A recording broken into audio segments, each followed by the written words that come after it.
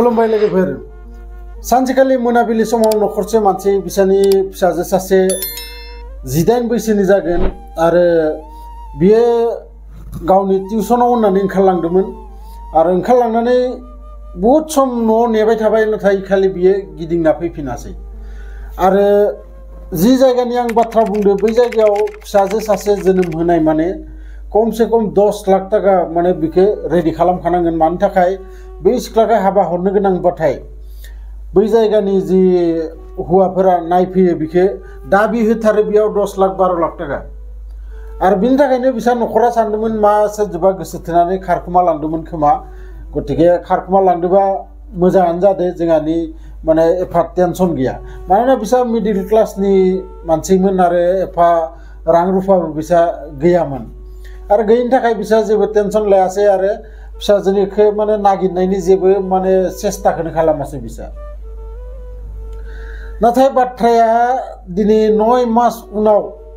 नै थांनाय 30 जुलाइ खालिसो माने जोङो मिथिनो मोनो गासैबो बिखौ माने निउसाव होदों बे बाथ्राखौ बे सिख्लाखौ एक्चुअली साब्रै साबा मानसिफोरा मोनाबिलि समाव जेब्ला टिउसनाव ओंखारलांदोंमोन बै समावनो बै सिख्लाखौ गंसे मारुति भेनाव दिखांना लांदोंमोन आरो दिखांना लांना ससे लामा थांनायनि उनाव स्टेशन मोनो आरो स्टेशनावबो बिदिनो बिखौ सिगिनानै ट्रेनाव फज'नानै गुबुन जायगायाव लाना थांनानै 9 मास लोगोफोर एसे एला माने बाथ्रा नङा 9 मास बे सिख्लाखौ गंसे रुम सिङाव सोनानै खाथाबनानै दोनो आरो सानफ्रोमबो मोनायाव साब्रै साबा सेंग्राफोर लोगो नांनानै बिजों रेप खालामो गतिके साननानै नाय बेसेबां गिथाव बाथाव बाथ्रा जोङो आसलते सानस'नो हाया बेफोरबायदि बे सोरबा जेन खामानि मावनो हागोन होननानै आरो बेबो निजेनि जाथिनि मानसि जोंनि इन्डियायाव जाथिनि खोब माने मोनसे माबा थायो जे निजेनि जाथिनि मानसिफोरा सापर्ट खालामो एखे मोनसे जाथिनि मानसि आरो बेबो जोंनि मुस्लिम जाथिनि मानसि आरो बे जाथाया जालांदों बिहाराव लोगोफोर जोबोद माने लाजिनांथाव बाथ्रा जोबोद माने साननांगौ बाथ्रा जे दिनैनि जुगावबो बेफोरबायदि इमान गाज्रि साननो हानाय माने किसुमान मानसि दङ बिखौ सानफ्रोमबो गुबुन गुबुन साब्रै साबा मानसि लोगो नांनानै सानफ्रोमबो रेप खालामबाय थादों बियो गोबां सेस्ता खालामदों बिसोरखौ माने मानाबो खालामो नाथाय बिखौ सेखाफोरजों बा साक्कुफोरजों लानानै आखायाव हानानै होयो मानियाबाथाय आरो बिनि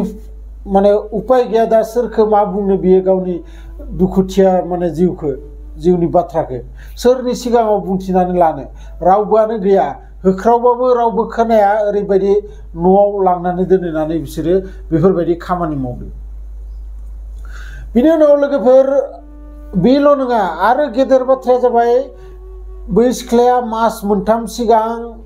जेरैखि जाया बे माने न'निफ्राय ओंखारबोनो हायो आरो बै न'निफ्राय खारखुमाबोनो हायो आरो खारखुमाबोनानै बियो सिद्दा जेरैखि जाया माने मानसिनाव लिभ बियै गावनि जायगानि मुंफोरखौथ' गोसोआव दोनखायो गतिके बै जायगासिम गावखौ दोनहैथो होननानै लिभ बियै गावनि न'आव मोनफैयो आरो न'आव फैनानै जेब्ला न'खरनि गासै मानसिफोरनि सिगाङाव गावनि बाथ्राखौ खोन्थायो अब्ला न'खरनि मानसिफोरा आसरित मोनो जे जोङो आसलते मा गोरोन्थि मावखो जों जुदि बे खालिनो पुलिसनो इनफर्म खालामनायमोनबा पुलिसनाव एफआइआर लिरनायमोनबा दिनै बेफोरबायदि इमान 9 मास एसेल' बाथ्रा नङा लोगोफोर 9 मास बेबो सासेल' हौवाजों नङा सानफ्रोमबो गुबुन हौवाजों माने थांनानै हौवाफोरा थांनानै बै रुमाव बिखौ रेप खालामबाय थादों गतिके मास मोनथाम सिगां बिथाङा बै हिन्जावसाया न'आव मोनफैनानै जेब्ला गासै बाथ्राखौबो बुंबाथाय थेवबो मोनसे गेदेर गोरोन्थि बिथांमोना मावदों मा पुलिस स्टेशनाव थाङाखै पुलिस स्टेशनाव थाङागारा गामिनि जि पन्सायत गामिनि जि रायजो गामिनि जि गावबुरा बैफोरखौ लानानै बिसोरो केसखौ माडमिट खालामनो गिरदोंमोन नाथाय उनाव गोबाव जालांबाय थानायाव बै जि आसामिफोर जाय दायनिगिरिफोर बिसोरो आरो साहस मोनबावनानै बिखौ फन खालामनानै धमकि हरो दि नोंखौ आरोबाव आङो दिखांनानै लांगोन आरोबाव नोंखौ बेफोरबायदिनो मावगोन गतिके साननानै नाय लोगोफोर इमान साहस बिसोरो बिनि उनाव बै सिख्लाया आरो असह्य मोननानै बिफाखौ लानानै थांनाय 30 जुलाइ खालिसो पुलिस स्टेशनाव एफआइआर लिरहैयो आरो एफआइआर लिरहैनाय लोगो लोगो 24 घन्टानि गेजेराव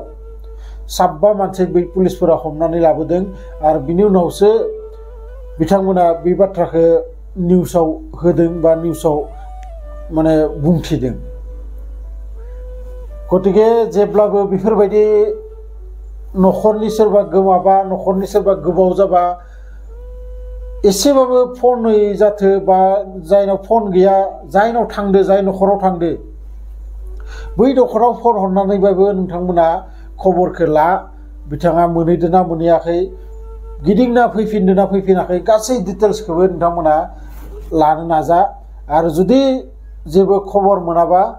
एकदम इमिडिएटलि पुलिस स्टेशनाव थांनानै नोंथांमोना खबरखौ होथार जायखिजाया नोंथांमोना भिडिअखौ मोजां मोनदोंबाथाय लाइक शेयार कमेन्ट्स खालाम